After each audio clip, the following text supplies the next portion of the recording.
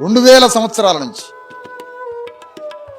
2000 సంవత్సరాల నుంచి వాళ్ళ పాదాల కింద నలిగిపోతూనే ఉన్నాం మనం.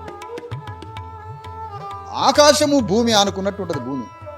ఇంత విశాలమైన భూమిలో మనకెందుకు భూమి లేదు? ఒకటే ప్రశ్న.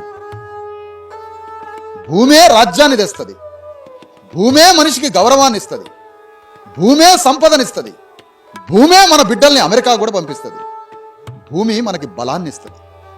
అలాంటి భూమి 2000 సంవత్సరాల నుంచి అంతూ పొంతు లేని ఇంత విశాల లక్షల కోట్ల ఎకరాల భూమి ఉంటే మనకెందుకు భూమి లేదు?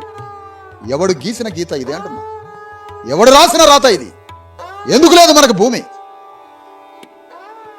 అంటే వాడికి తెలుసు, మనకి భూమి ఉంటే మనం బలంగా తయారవుతాం, శక్తిమంతులమవుతాం.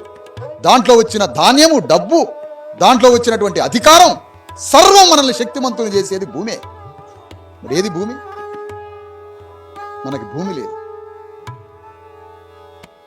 అంటే ఈ అగ్రకులాలు తమ ఆధీనంలో భూమి నుంచుకొని మనకు అంగుళం భూమి ఇయ్యలే.